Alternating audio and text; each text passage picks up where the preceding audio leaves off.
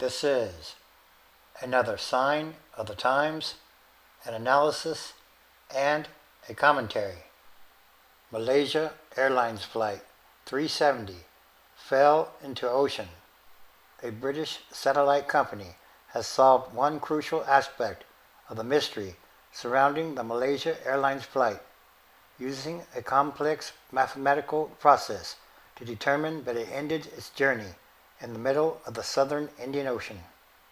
Guided by a principle of physics called the Doppler effect, the company analyzed tiny shifts in the frequency of the plane's signals to infer the plane's flight path and likely final location.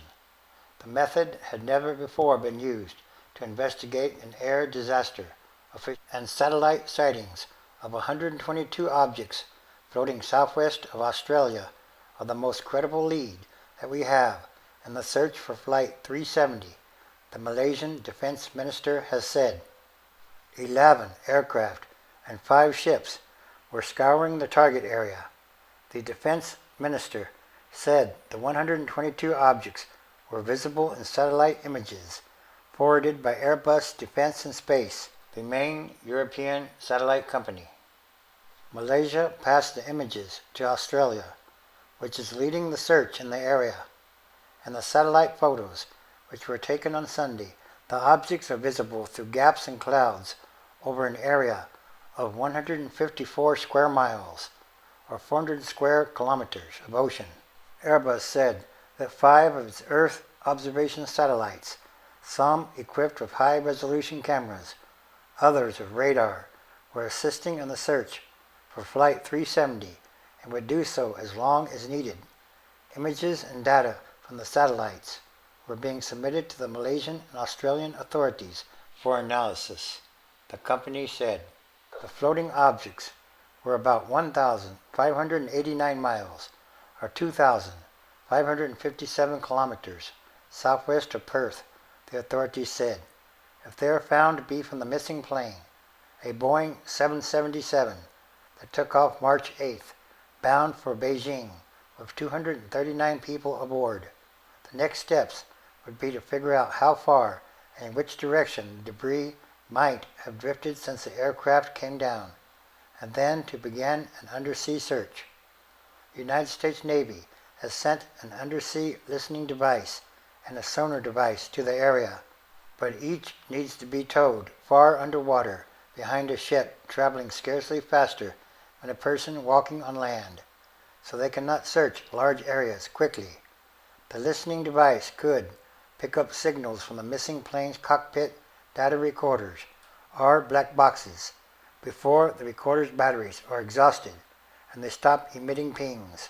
But to detect the pings reliably, the device must be within about a mile of the black boxes. The sonar device will continue to work after the data recorders go silent, but it needs to be even closer to detect wreckage on the seabed. Recovering floating debris from the plane could provide resolution for the families and friends of the passengers and crew, who have expressed anguish that the plane was declared lost based on satellite data and not on any tangible evidence. But floating debris may be of only limited help in locating the data recorders, oceanographers said, because the debris could have drifted hundreds of miles, driven by currents, winds, and wave action. If it has been floating for 2.5 weeks, it's not going to have much relation to the wreckage on the seabed, said an earth sciences professor at Hong Kong University who has studied currents in the Indian Ocean.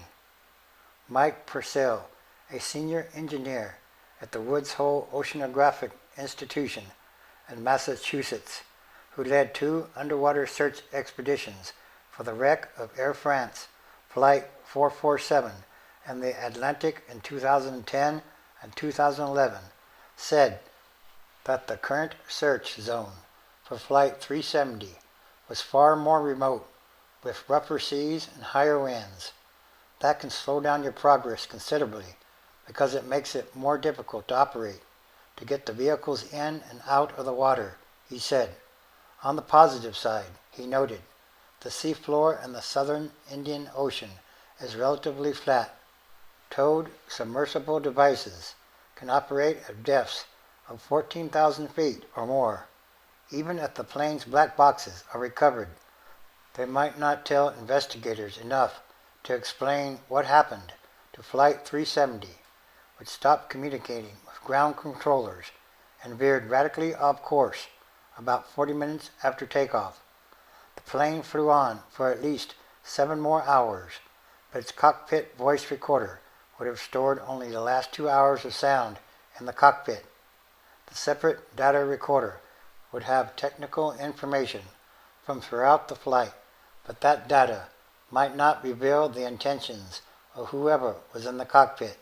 Aircraft from Australia and other countries have been searching an area the size of the western and southwestern United States, where the plane is believed to have flown after it sent its last automated signals to a satellite. Because the search area is so far from land, planes are able to spend only a few hours searching at a time before they must turn back to base. The handful of floating objects spotted by satellites in the search zone have not been found again by other aircraft sent to the same area. May the Lord rest their souls.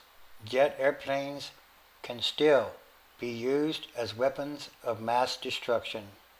And this too is another sign of the end of times as we know them.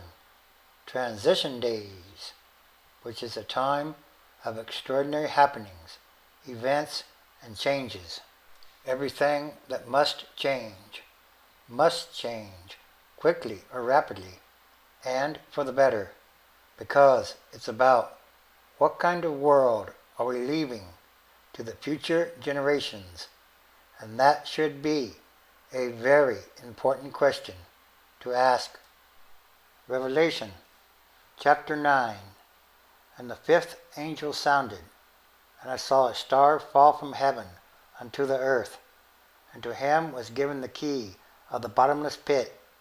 2. And he opened the bottomless pit, and there arose a smoke out of the pit, as the smoke of a great furnace, and the sun and the air were darkened by reason of the smoke of the pit. 3. And there came out of the smoke locusts upon the earth, and unto them was given power, as the scorpions of the earth have power. 4.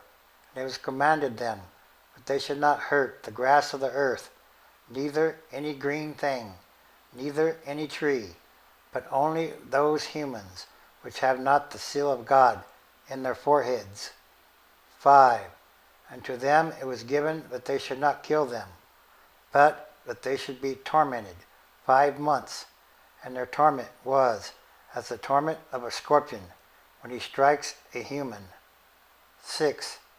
And in those days shall humans seek death, and shall not find it, and shall desire to die, and death shall flee from them. Revelation chapter 10, verse 5. And the angel which I saw stand upon the sea and upon the earth lifted up his hand to heaven. 6. And swore by him that lives for ever and ever, who created heaven and the things that therein are, and the earth and the things that therein are, and the sea and the things which are therein, that there should be time no longer. 7. But in the days of the voice of the 7th angel, when he shall begin to sound, the mystery of God should be finished, as he has declared to his servants, the prophets. Again, it's time for the physical and spiritual manifestation of the book of Revelation, and all these are more signs.